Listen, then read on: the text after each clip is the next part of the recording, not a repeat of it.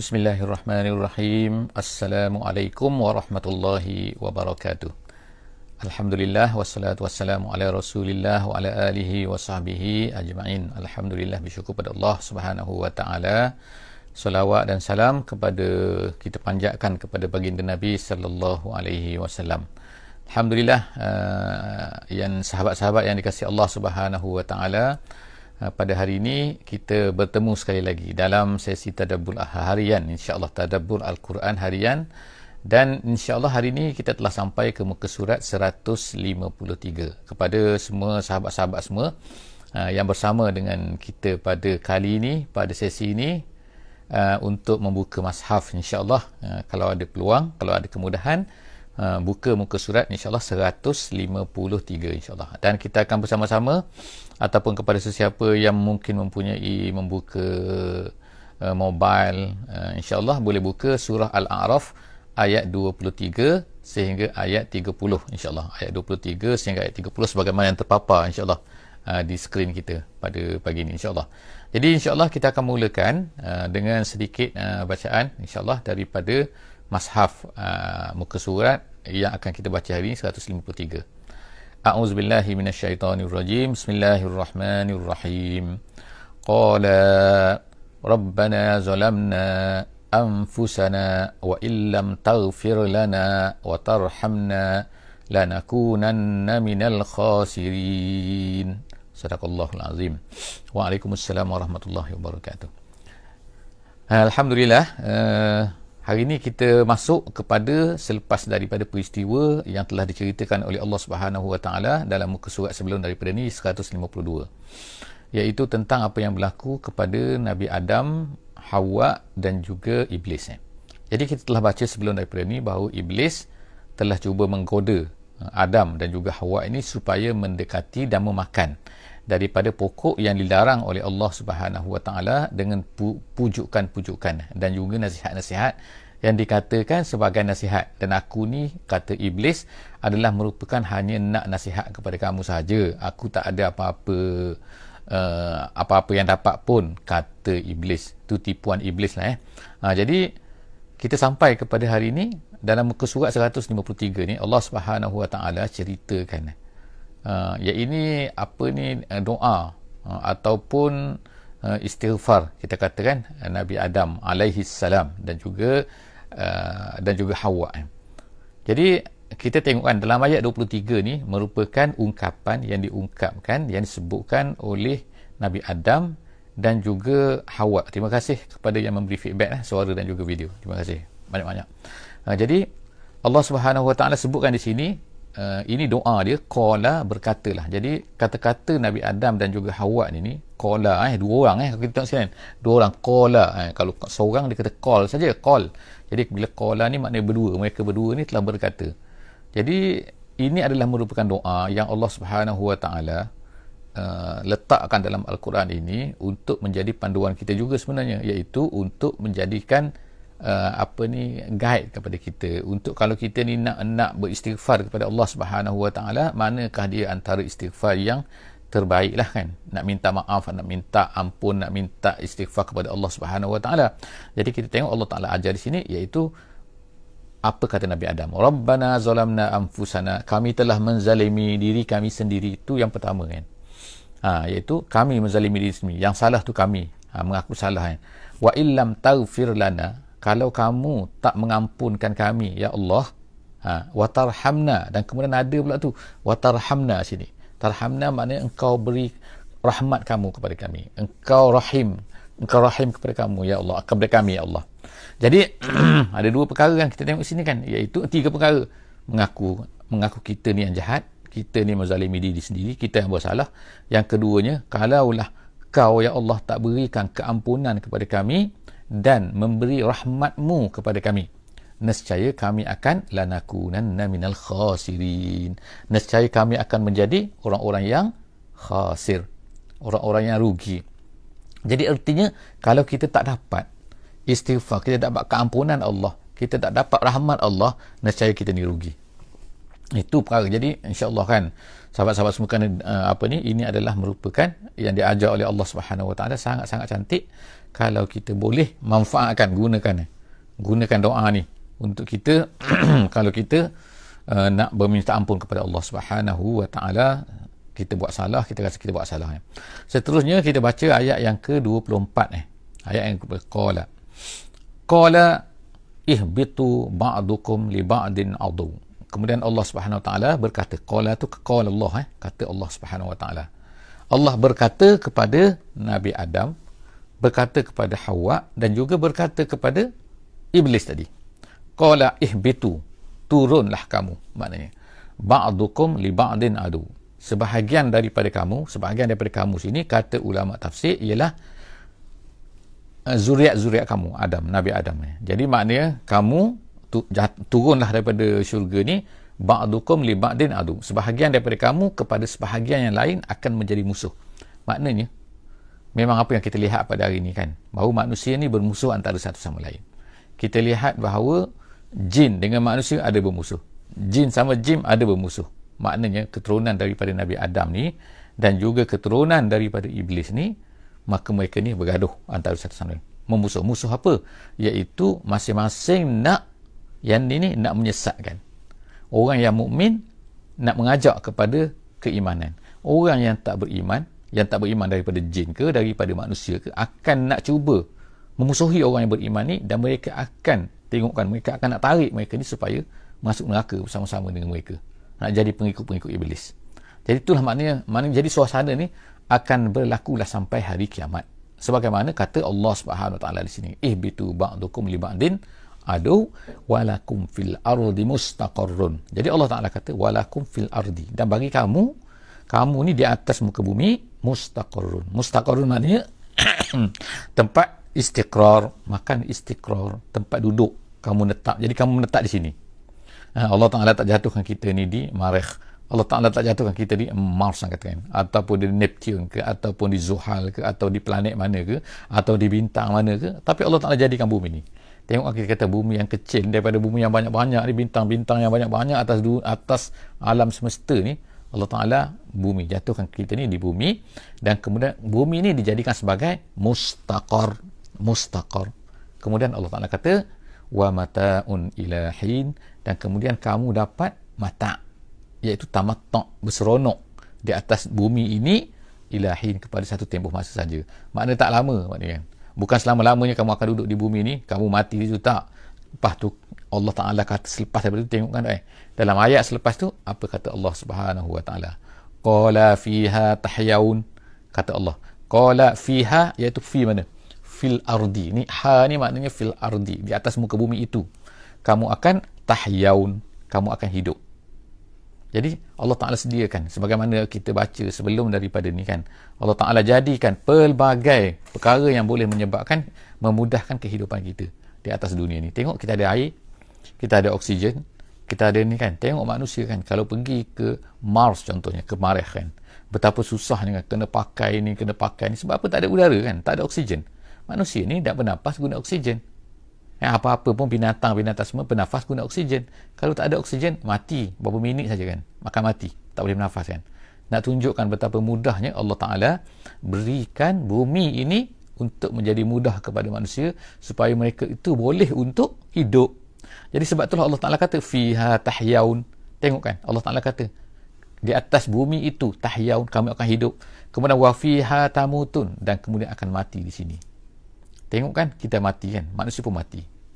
Yang mati jauh-jauh tu, lepas tu balik juga ke bumi, nak balik juga ke bumi kan.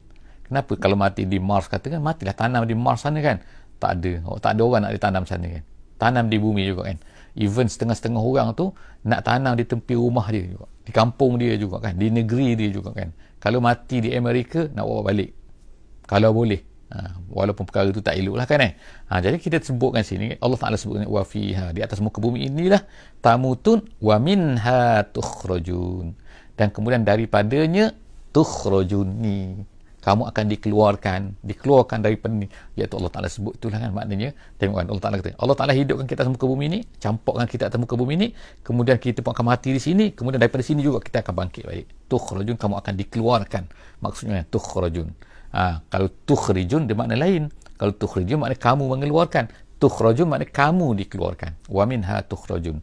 Jadi tu Allah Ta'ala sebutkan jadi bumi. Jadi di atas bumi inilah segala-galanya lah yang kita buatkan. Jadi kalau manusia tu adalah yang sibuk-sibuk nak pergi sana tu, kadang-kadang bercampur aduk bercampur aduk dengan apa? Bercampur aduk dengan macam-macam lah kan, kesombongannya, nak tunjuk hebatnya, nak tunjuk power lah kan. Kalau ikut lah kan makna manusia ni, manusia memang penuh macam tu kan, nak tunjuk bahawa dia ni lebih hebat daripada bangsa lain, bangsa dia lebih hebat daripada bangsa lain. Dengan apa? Tengok dia boleh sampai ke sini kakak selepas ni. Padahal kalau kita tengok perbelanjaan dia tu boleh digunakan untuk makanan untuk beberapa buah negara sehingga setahun, 2 tahun, 3 tahun, 4 tahun perbelanjaan tu kan. Tapi nak pergi juga sebab apa? Perlombaan untuk mengejar setengah-setengah tu adalah perbelanjaan menghabiskan duit yang banyak tu untuk apa? Mengejar sesuatu benda yang iaitu kehebatan ataupun nak tunjuk proud kan. Tu kebanyakan daripada manusia kan. Jadi pada hari dunia ni Allah Ta'ala beri banyak lah semua benda yang ada. Kalau nak kesenangan lah kan, kalau nak mudah hidup kan, tamattu' kata mata'un ilahin tadi tu. Kemudian Allah SWT kata ya bani Adam. Sekarang ni ayat yang ke-26 insya-Allah, ayat ke-26.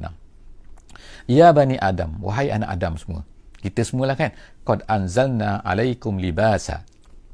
Allah Ta'ala telah menurunkan, Allah Ta'ala kata alaikum libasa, ke atas kamu pakaian, yuwari sawatikum, untuk menutup aurat-aurat kamu kan. Sawatikum ni benda-benda yang kamu rasa malu.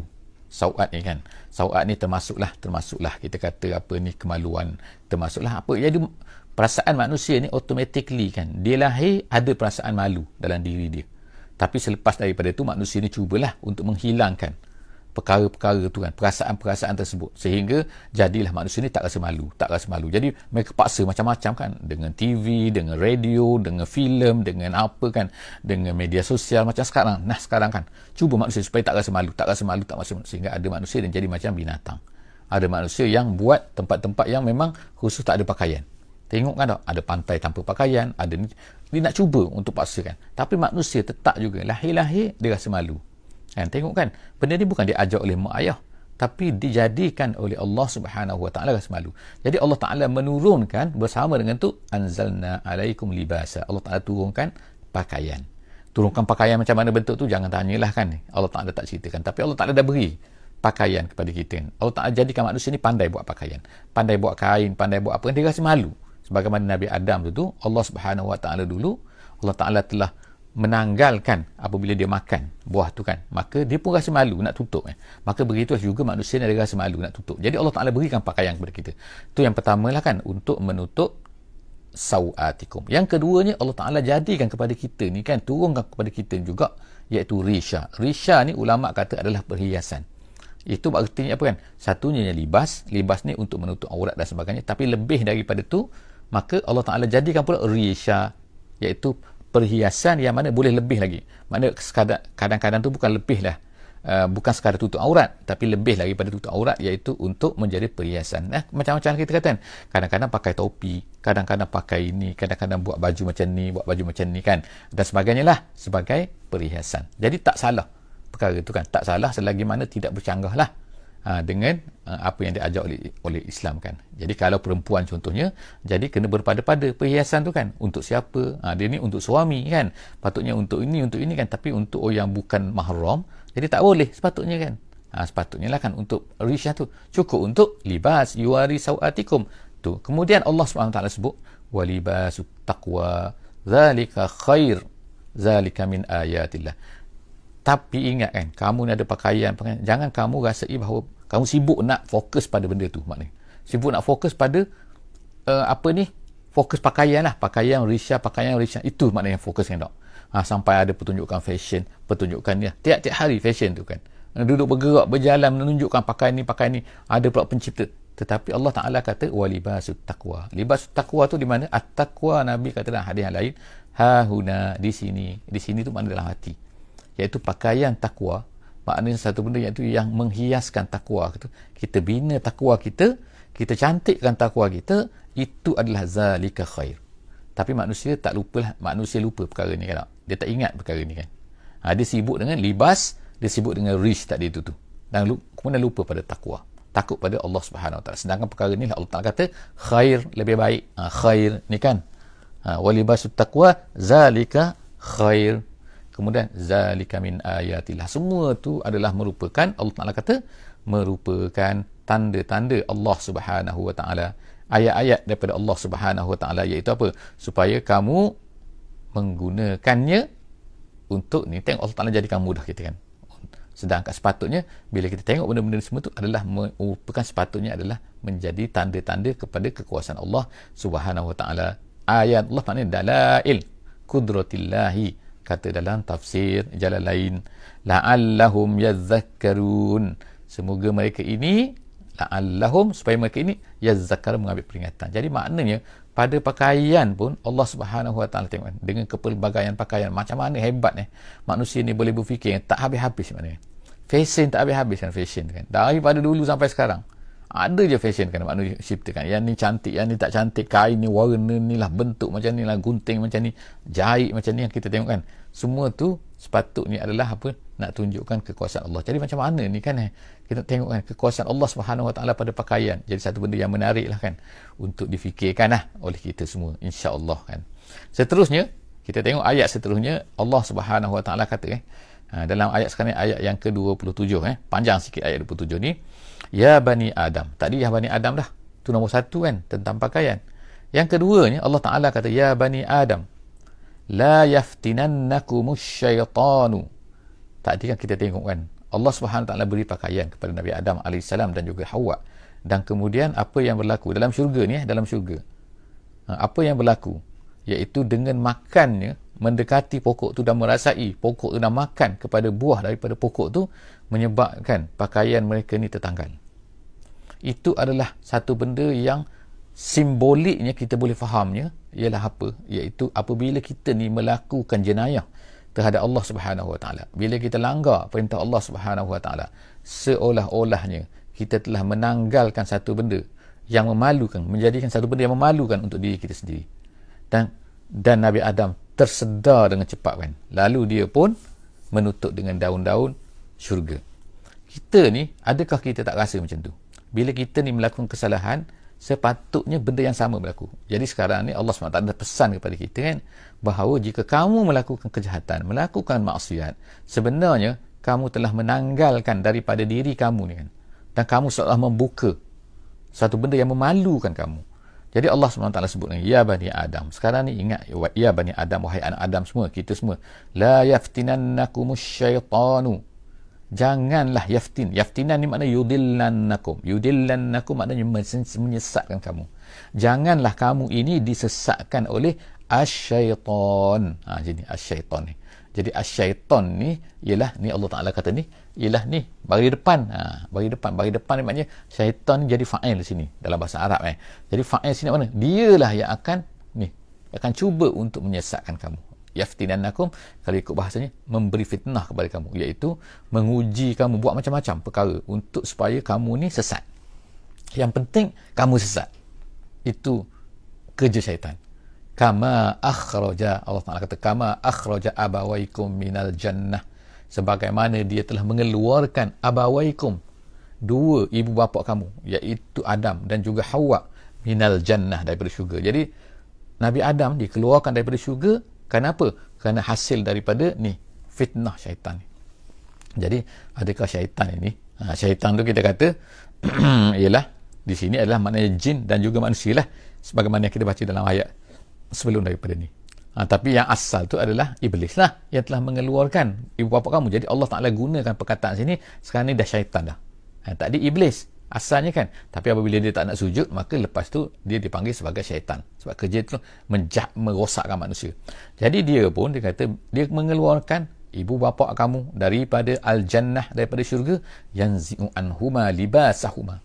Dia telah mencabut, yanzi' ni maknanya ialah mencabut, menanggalkan, anhuma, daripada keduanya, iaitu daripada Adam dan juga Hawa, libasahuma, pakaian kedua-duanya. Tengok kan, Allah Subhanahu Wa Ta'ala sebut sini kan, iaitu mengeluarkan kamu daripada syurga, mencabut pakaian kamu. Kedua, tu ingatkan, Allah SWT kata sini kan, apa kerja dia lagi, iaitu dia buat apa, iaitu liyuriyahuma sawatihima. Tengok Allah ulang berapa kali dah, liyuwariya, maknanya untuk membuka apa yang memalukan kamu. Jadi tengok kan, syaitan ni Allah Ta'ala kata sebut sini, mengeluarkan kamu, mak bapak kamu, ayah mak kamu yang dahulu, datuk kamu, ibu kamu yang dulu. Kemudian yang kedua, mencabut pakaian. Kemudian untuk apa tujuan dia? Ini kan tak. Jadi berapa dah kerja dia kan. Jadi Allah SWT kata, yang ketiga, dia ni innahu, Allah Ta'ala bagi keistimewaan pula tu. Allah Ta'ala sebut siap-siap kan kepada kita semua, iaitu Allah Ta'ala beri keistimewaan kepada iblis jin ni, yang ni iblis bagian jin iaitu innahu yarakum huwa wa qabiluhu, dia dan juga qabil dia, min haitsu la tarawnahum, iaitu dia ni dapat melihat kita sedangkan kita tak dapat melihat dia. Ini maknanya kan Allah SWT ceritakan beritahu siap-siap kepada kita ni bahawa dia ni Allah Ta'ala beri kelebihan, iaitu dia yarakum, dia ni dapat melihat kamu, huwa wa qabiluhu, dia dan juga geng-geng dia tu, min haitsu la tarawnahum, daripada pihak yang mana kamu tak dapat melihat dia, melihat mereka. Kita boleh melihat jin, tak boleh melihat jin, tapi jin boleh melihat kita. Tengok kan, kalau ikutnya hebat lah kan, kalau kita kata invisible kan, invisible, dia ada, tengok ada dalam tandas, tapi kalau kita nampak dalam tandas, tak masuklah tandas kita pula kan, dan nampak semua kan. Jadi alhamdulillah, tengok kan, kemudahan Allah Ta'ala dah berikan kepada kita, itu kita tak nampak mereka. Kalau kita nampak mereka, susah kita. Jadi kalau ada orang lah yang kata dia nampak jin, dia nampak jin, tu macam mana pula tu kan? Ada orang tanyalah kan, itu persoalan biasa kan, betul ke nampak jin tu? Jadi ulama' kata macam ni lah kan, ada dua keadaan. Kemungkinan yang pertama, Allah Ta'ala beri dia karamah. Karamah, dia boleh tengok jin tu, dan dia boleh nampak, Allah Ta'ala boleh tunjukkan. Jadi itu adalah keistimewaan lah yang Allah Ta'ala beri. Tapi setengah-setengah orang tu mendakwa dia ni taklah bagus, sebab karamah ni hanya berlaku kepada orang-orang yang soleh, orang-orang yang baik kan. Tapi tiba-tiba kita tengok dia tak baik sangat kan, maknanya semayang pun tidak kan, kata, tapi dia kata dia dapat melihat jin. Itu cerita lain. Itu maknanya ulama' kata dia sendiri itu berbaik dengan jin, dan perangai dia pun itu adalah jin. Ada jin Islam, ada jin tak Islam maknanya dia tu berperangai macam jin tak Islam juga. Sebab itulah jin tu menunjukkan dia kepada dia, sebab dia pun perangai macam jin yang jahat. Sebab itulah dia berkawan tu. Itu cerita dia lah kan, itu kata ulama' lah kan. Saya memberitahu apa yang disebutkan oleh ulama' dalam kitab-kitab mereka. Kesimpulan di sini ialah Allah Ta'ala tak menjadikan kita ni dapat melihat mereka. Kenapa? Kerana kejadian mereka tu berbeza. Kita dijadikan daripada tanah, kita tak boleh bersembunyi, tapi dia tak perlu bersembunyi daripada kita. Kita tak nampak dia. Kalau ikutnya kan, hebat lah kan dia kan, dia nampak kita, kita tak nampak dia. Kalau ikut macam-macam dia boleh buat pada kita kan. Tetapi Allah SWT dah beri dah bahawa dia tidak mungkin akan dapat merosakkan kita. Kalau ikutnya, maknanya hebat dia. Sebab apa? Dia dapat melihat kita, kita tak dapat melihat dia. Mesti dia boleh buat macam-macam pada kita kan, kalau ikutnya kan. Tetapi Allah SWT tak izinkan, tak boleh. Jadi sebab itulah Allah Ta'ala yang berkuasa, dan dia pun tahu. Sebagaimana jin, sebagaimana iblis tu dah berjumpa dengan Allah SWT, dah cakap dengan Allah SWT, dah memang dah tahu syurga tu. Bapak dia sekali tu, bapak kepada penjahat syaitan ni kan. Tapi kenapa dia tak boleh kacau kita? Allah Ta'ala tak izin. Jadi sebab itulah kita ni kan, kuasa yang lebih kuat daripada jin tu adalah Allah Subhanahu Wa Ta'ala. Sebab itulah dia takut kepada Allah Subhanahu Wa Ta'ala. Jadi kita janganlah takut kepada jin. Kalau kita takut pada jin, kita tak takut kepada Allah, itu satu benda yang memang sangat-sangat tak betul kan. Kita takut kepada budak tapi tak takut kepada ayah, kepada Allah Subhanahu Wa Ta'ala pencipta. Allah tu bukan ayah kan, tapi maknanya macam perumpamaan dia. Kita takut kepada budak, tak takut kepada ayah. Budak tu budak kecil, baby, kita takut kepada baby tu, contohnya lah kan. Tak mustahil jadi Allah Subhanahu Wa Ta'ala amat walillahil mathalul a'la. Allah Ta'ala ni lebih power daripada jin tu, super lebihlah maha berkuasa. Jadi kenapa kita takut? Ada manusia takut pada jin tapi tak takut kepada Allah Subhanahu Wa Ta'ala. Seterusnya Allah Subhanahu Wa Ta'ala kata, inna ja'alna syayatin awliya lillazina la yu'minun. Tengok, Allah Ta'ala jadikan syaitan ni minta maaf Allah Ta'ala jadikan syaitan ini sebagai awliya. Awliya ni mana? Awanan wa qurana, kata tafsir. Iaitu sebagai penolong-penolong, sebagai pembantu-pembantu kepada siapa? Kepada orang-orang yang lillazina la yu'minun, orang yang tak beriman. Jadi maknanya orang yang beriman dia tak boleh, dia tak akan ambil syaitan, syaitan tak akan boleh dia akan menjadi syaitan pembantu dia. Jadi orang yang menjadikan syaitan itu ni maknanya dia menjadikan syaitan. Allah Ta'ala menjadikan syaitan itu sebagai awliya, hanya menjadi penolong-penolong kepada orang-orang yang tidak beriman saja. Orang yang beriman Allah Ta'ala tak jadi. Seterusnya ayat yang ke-28, wa iza fa'alu fahishatan qalu. Ini cerita orang kafir pula. Orang kafir ni, orang Quraisy ke orang musyrik ke, apabila mereka ni melakukan satu fahishah. Fahishah apa? Fahishah ni ialah kemungkaran, kejahatan. Apa kejahatan yang paling jahat sekali? Iaitu syirik. Apa lagi yang dibuat oleh orang kafir Quraisy pada masa itu? Iaitu mereka ni mewajibkan kita ni kena bertelanjang bila ni tawaf di Kaabah.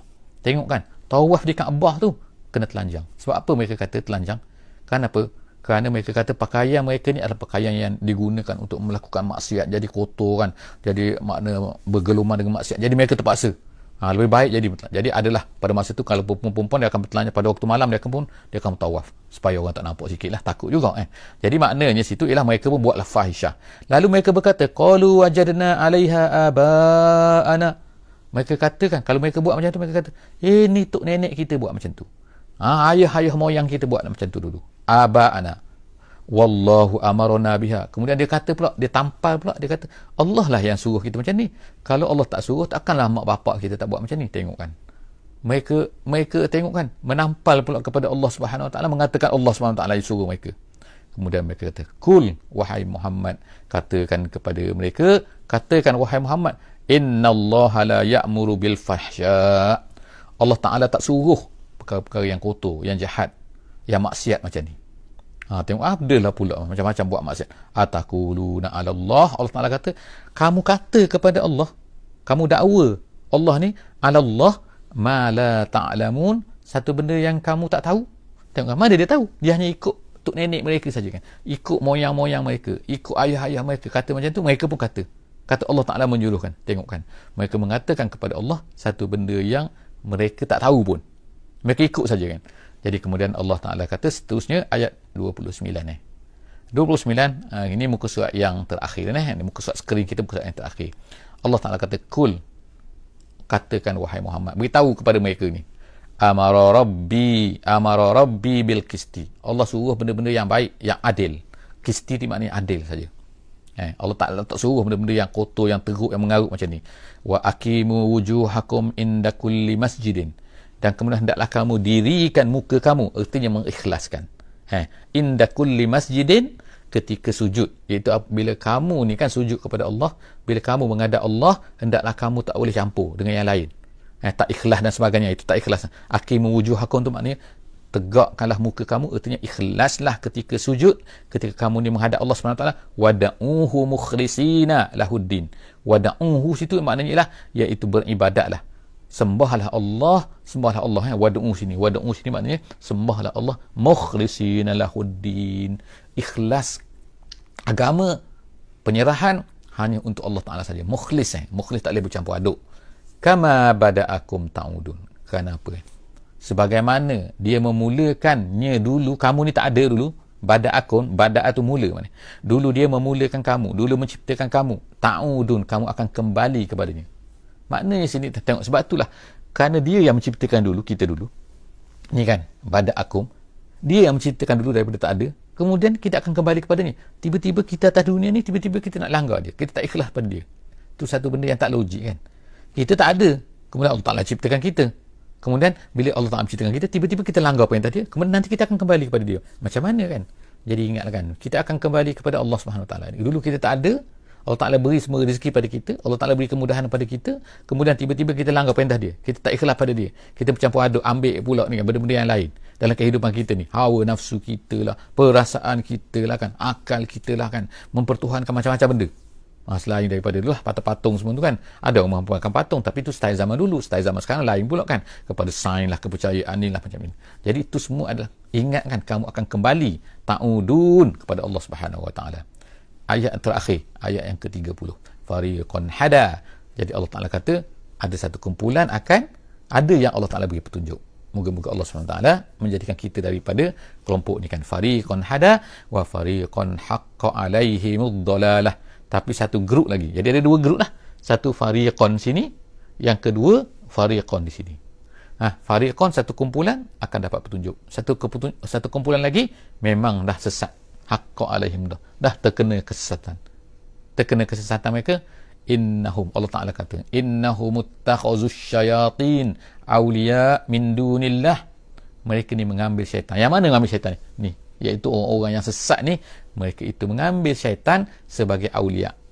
Awliya min dunillah.